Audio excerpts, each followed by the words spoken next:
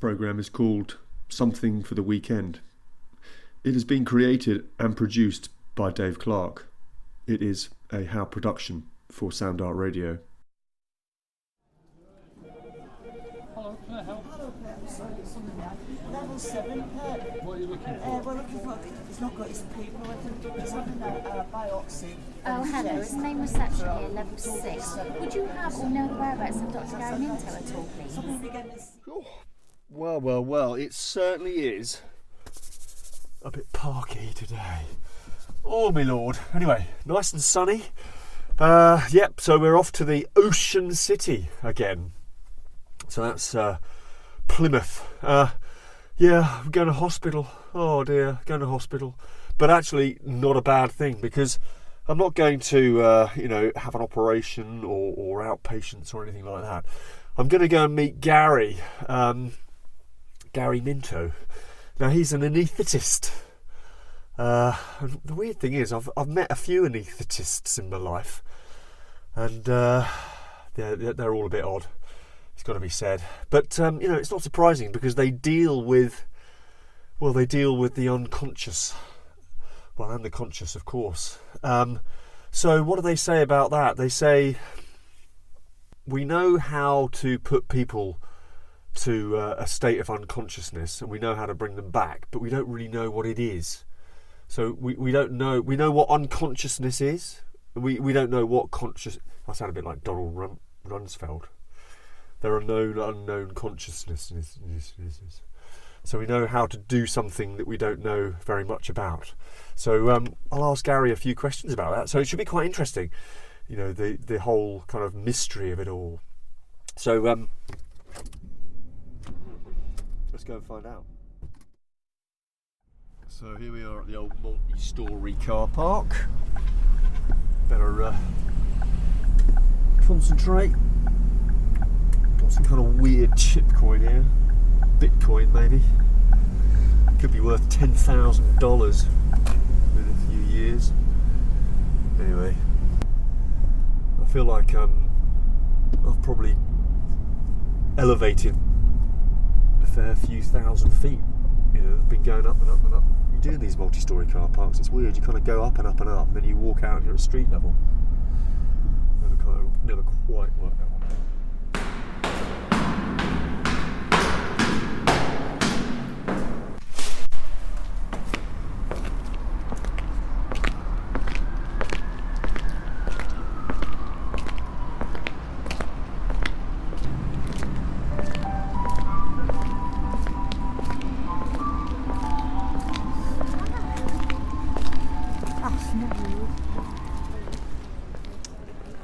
Hi. Hiya. I'm trying to meet a gentleman called Gary Minto who works here. Right. But I don't. He did give me. I haven't brought the instructions with me.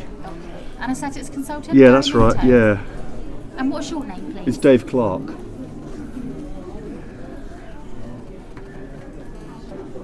Oh, hi. If I just phone the number for Gary Minto, please.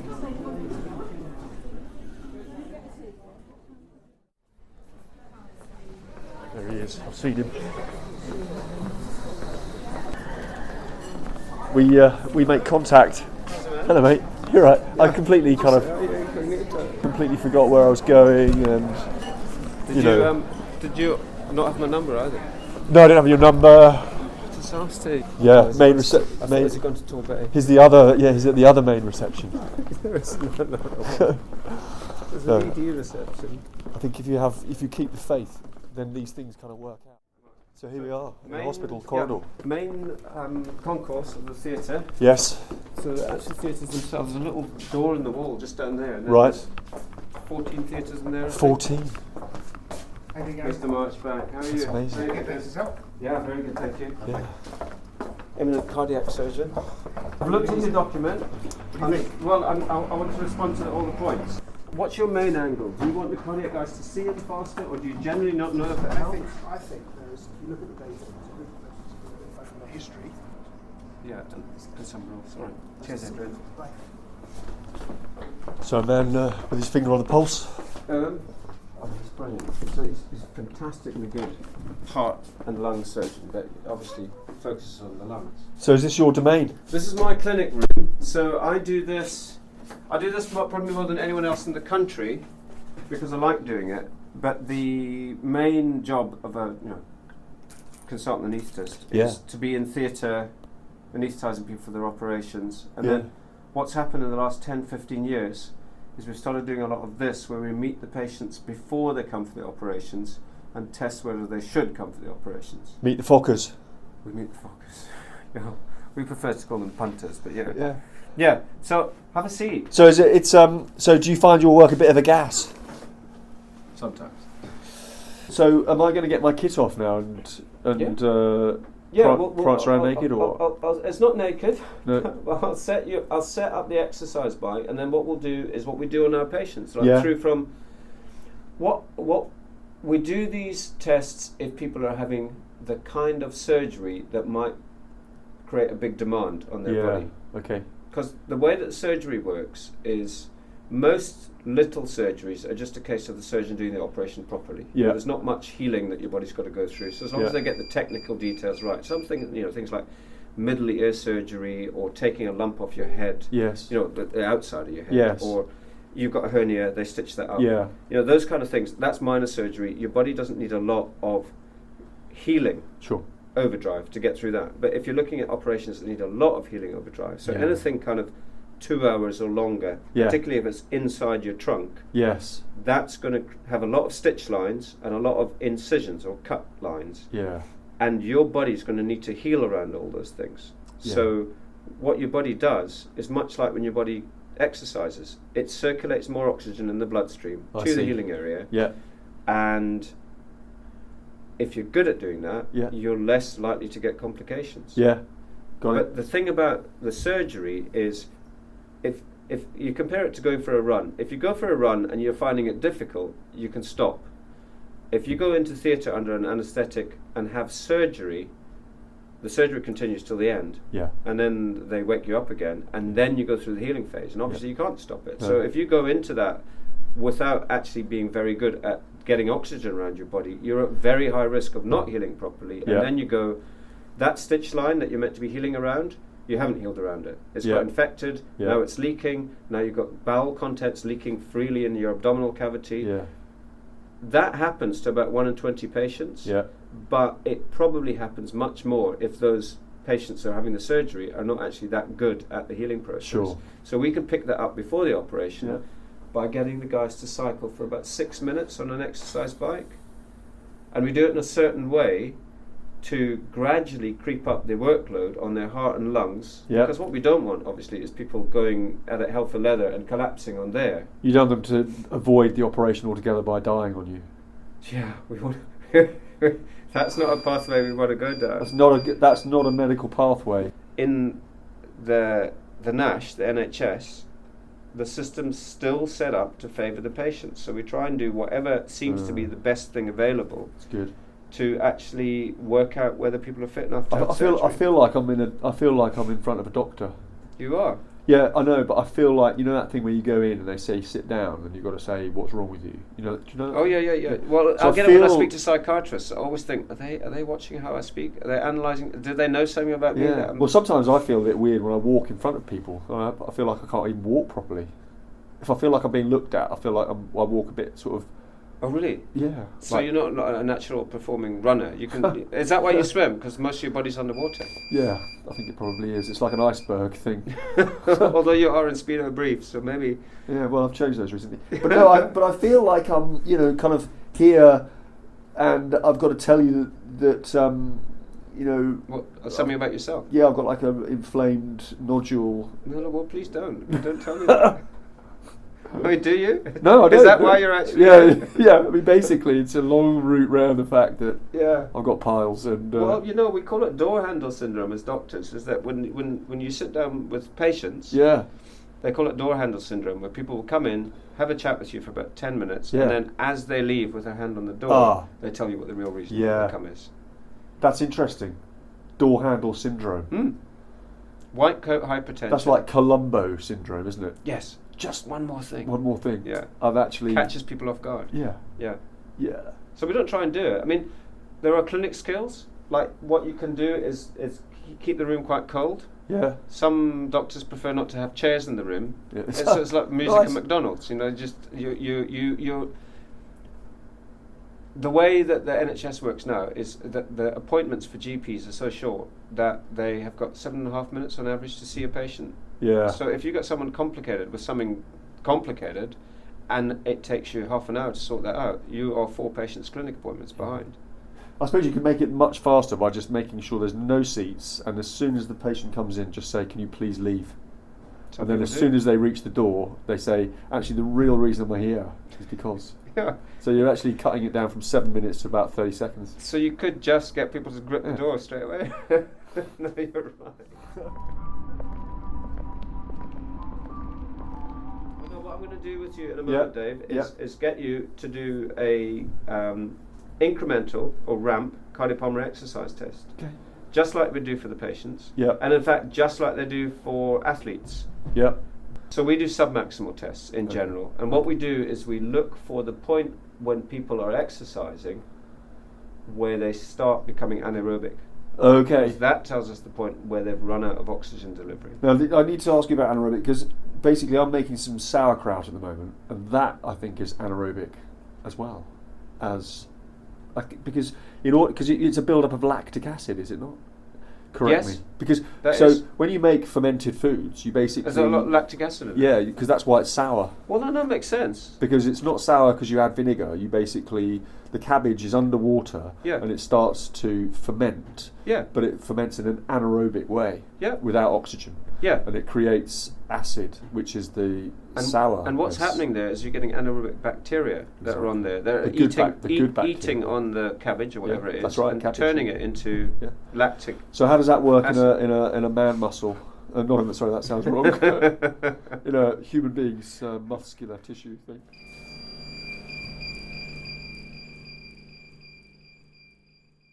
Right, we should get on and do your test. Yeah, because okay. Otherwise I was going to appear in here in a moment Oh, and come God. to the afternoon clinic. So, okay. we'll get the seat height right first. So just try a spin, see if your knees feel right or not. The Velcros won't hold your feet, by the way. They're just there kind For of fun. as decoration. Okay, Does that well, feel yeah, I right? feel really comfortable. I feel like Putin actually, bare-chested on a stallion. Right, you're on the horse. Yeah, stop now.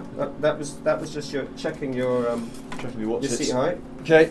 So you're doing a clinical exercise test Okay. or a ramp test. So what will happen is you'll have a couple of minutes of resting. We'll take resting measurements, Okay. and then you will start cycling at a constant rate of about 70 revs per minute, if that feels comfortable for you. Yeah. And then you just keep going at that same rate. Yeah. But a hill will start, and the hill will get gradually steeper and steeper and steeper. I'll just. So these pads, where are they going? Anywhere specific, or you just like randomly? Oh, you just are you just randomly sticking them on my torso? What do you think? I think you're randomly sticking them on my torso. That's right. Now these things are looking at your heart from specific directions. Oh, okay. Are you taking those deep breaths just to calm your nerves down? No. Is mean, this- if I was this here is your for- pre-race conditioning. If I was here for medical reasons, I'd probably be really anxious now. Well, we see people's heart rates and blood pressures a lot higher right now Yeah. than they usually Because are. I'd be thinking, oh, gold. Because people are nervous, and Yeah. actually we have to reassure, because we get lots of 90-year-olds. I Yeah, think the yeah, oldest God. person I've tested on used to be about 98. Yeah, oh gold. Is that people are obviously really nervous. And Yeah, yeah. it's quite interesting when we first started doing it 10, 15 years ago. Yeah. You would write back to a surgeon to say, look, this patient that you want to do such and such an operation on, we've had them on the exercise bike. And they'll go, Christ, you put them on an exercise bike. And you say, mate, you're going to be Yeah. cutting the person up for Yeah. 3 hours. You know, Yeah. but Yeah. in, Come on. in terms of relative demand, Yeah. what do you think's the bigger thing? Yeah, exactly. But initially, people just didn't get it. Patients didn't get it. Surgeons didn't get it. So, Gosh. finger. Which one? Anyone? Anyone. Anyone will do So it. that checks oxygen in the bloodstream. Okay. And then the way that we check your oxygen delivery is mask of the mouth and nose. Oh yeah. So this might make you feel a bit Is that claustrophobic an when impulse? it goes on. It is basically, yeah. Without the ball. Hannibal Lecter, I don't know what that ball's for. Is it? or to soak in amyl nitrate. mouthpiece. Okay. Okay, so now this is the resting phase, Yeah. and you just have about a minute like this while we do resting measurements. That's your heartbeat, 118/76. Now that is really low. In other words, very calm and cool, because most people shoots up. And your blood oxygen saturations are 98%, which is completely normal. Right, so you get yourself going, pick a rate that you like. Or like sort of just like a sort of like cycling down to the shop kind of thing. Yeah.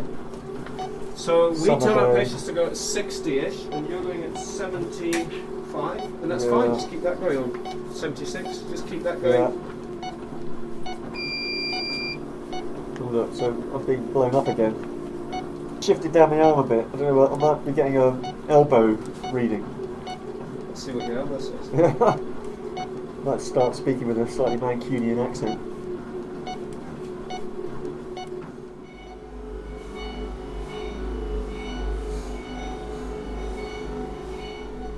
So now you're at 100 watts. You probably still don't feel like you're putting any exertion in, but that for most of our patients, and this is people between the ages of 40 up to 95. Yeah. This is about as much as we ask people to do. They build up to this over quite a few more minutes than you just have. Yeah. And we look at the patterns of heart performance and lung performance and overall oxygen delivery.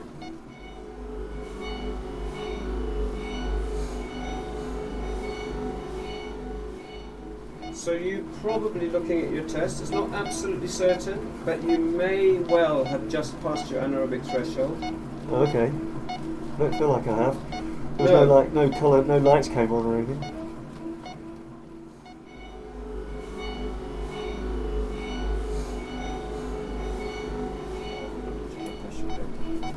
And the best way to check if someone's gone past their anaerobic threshold is just to look at whether they start using their shoulders on the bike. Ah, right. Because if you're anaerobic, you start pulling. Interesting. Mm-hmm. The body language. Yeah, well, it's like we at Derriford, they did a study called Early Bird. You've probably got about a minute to go, Dave. Just keep yourself going. I'll tell you about Early Bird shortly. It's about picking up when people are still young kids, whether they're likely to turn diabetic when they get older. Okay.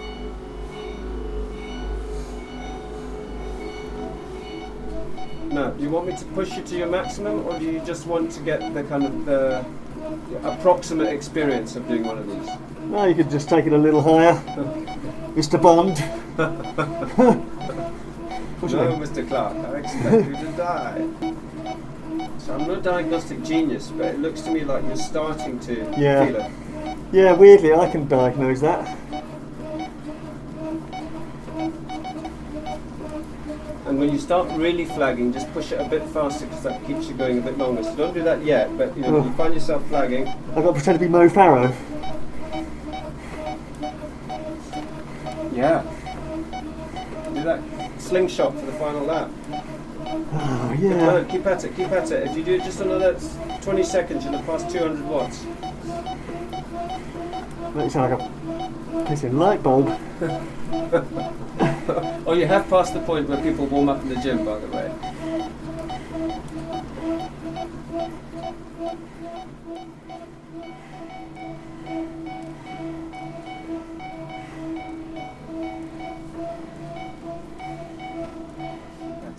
Keep at it if you can. This is good. You've got absolutely no heart problems. That's what you think.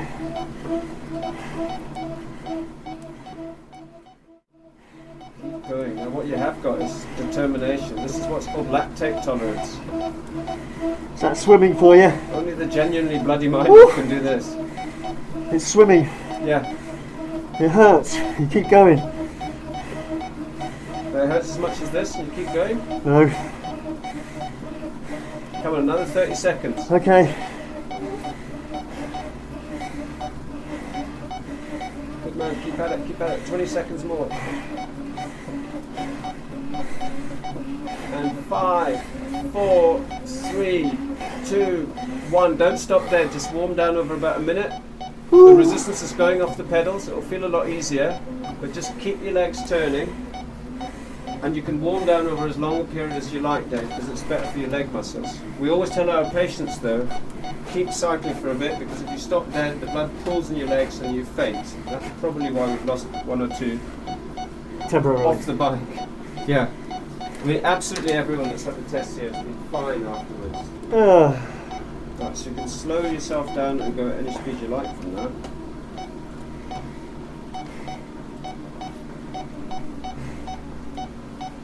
And now I'm watching your heart rate recovery, and you obviously can hear that on that. But that's your heart settling back down to normal rate as well.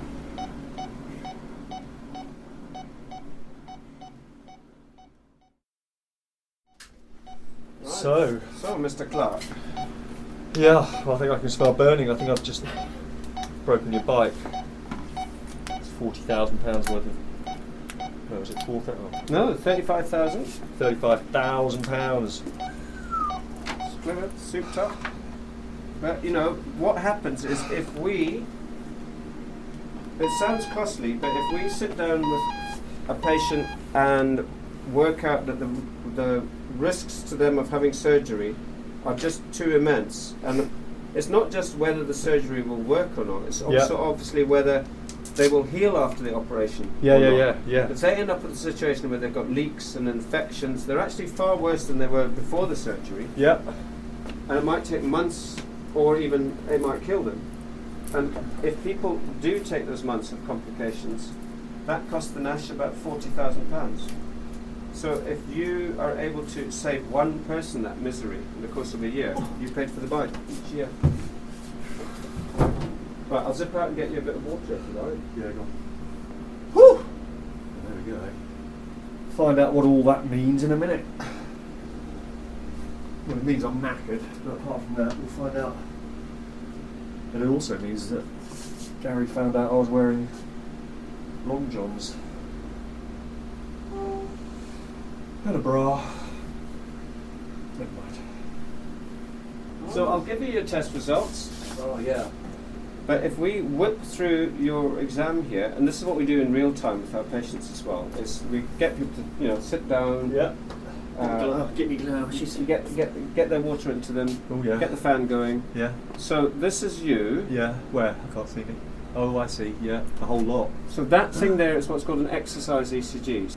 Each of those spikes is a beat of your heart. Okay. Because your heart beats by discharging electricity through itself from a pacemaker. Like it. Yeah. So what I do on here is blow up whichever one I want to look at in more detail. Yeah. It's usually by convention this one V5, because that's that one. It looks straight up the heart. And it sees the most heart muscle. Yeah. So it's the most sensitive for picking up starvation of oxygen, because it's looking at the biggest part of heart muscle. Yeah. That pattern is not suggesting any ischemia at all. So these bands are the predicted maximum for a man in his mid-50s. So the brown band there is predicted maximum heart rate, and most importantly, that is predicted maximum heart strength. And can you see you've gone beyond that? I see. Yes. Substantially beyond that. Yes. And then you flatten off, because the human heart just can't do any better than that. No. So you can't keep improving the output from your heart, because the heart's at maximum stretch. Yeah. Okay. So you've got a heart that goes way beyond maximum. Therefore, Dave the Cow is probably a very appropriate. Dave the Cow. Like a moniker, because you've got the heart of an ox. A heart of a cow. Dairy cow. A Frisian, yeah. The teats of a cow. Are you Frisian? Udders of a cow. So that's your cardiac performance in a nutshell. Very, very good. Yep. Your lung efficiency is just normal. It's not hyper normal. No. You know, because you're such a good swimmer, I would expect potentially to see incredibly good lung efficiency. Yeah.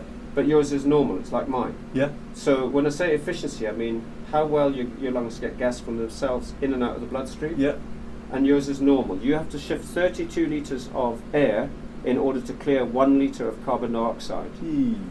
But where you really win is this is your cardiac stroke volume. Okay. And you're 143% predicted. Okay. Whereas this is your lung efficiency, where you're 81% predicted. So you're in the normal range for lung efficiency. You're hyper normal for heart performance. Yeah, interesting. So it's all coming from the heart. In your case, yes.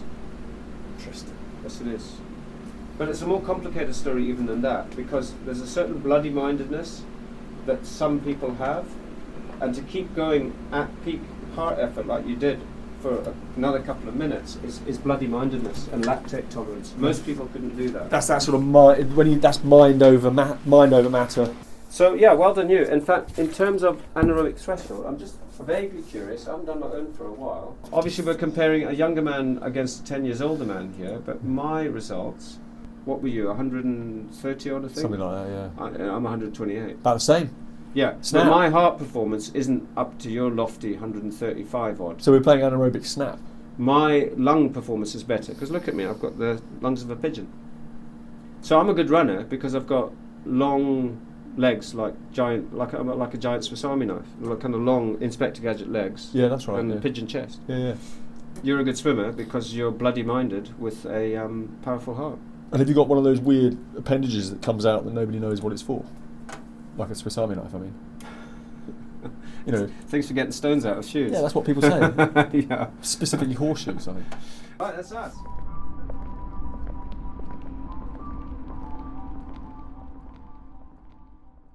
So how did you get into this? How did you get into all this anaesthesia stuff? I mean, did you sort of when Genuine answer? well when you were a small boy, people used to say, what do you want to be when you grow up? Did you say I want to be a train driver, or did you say I want to actually be an anaesthetist? No, I said I wanted to be a doctor because Okay. I mean, obscurely, when I was a kid of about 4, I remember watching Black Beauty, and the guy that owned Black It's Beauty. a vet, that was. So it was that. Like that was first, because no one in my family that's a doctor. Yeah. But it sounded like quite a Yeah. nice thing. And then our local GP, when I was a teenager, she seemed really nice. We knew her socially, and I thought it was quite a good thing to do. I never really focused on what doctors actually did when they were in their consulting rooms. No.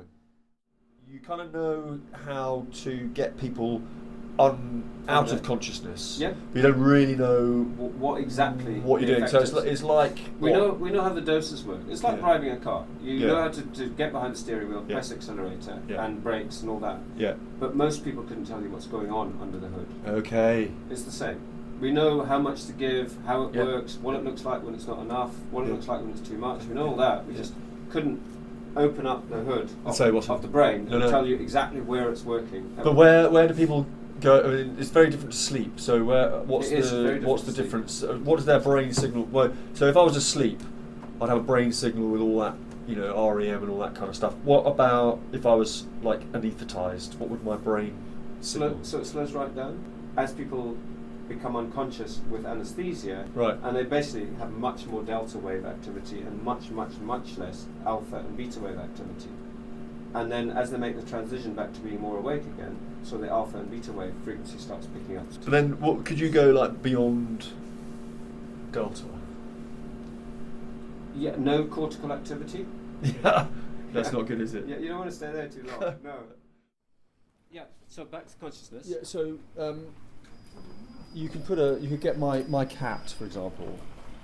It's called the Teats. Could you put her? You can make her unconscious. Yeah. So that. Be careful, because there's certain drugs that humans we use every day in here that kill Okay. cats. Yeah, well, but obviously with great care. But Yeah. would does that imply? What's the difference between self-consciousness and consciousness?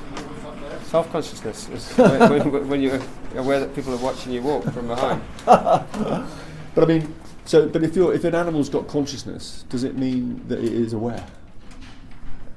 Well, yeah, presumably.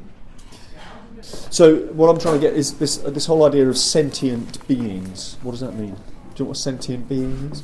Yeah, a being that kind of is self-aware and feels. It's So- mostly about feeling, isn't it? Yeah. So, a Buddhist I was listening to the other day said that all life was sentient. But I'm just sort of wondering about the difference between, say, a cat, a human, a cat, and a worm. Say, could you anaesthetise a worm? Have you ever tried it? Certainly not tried it.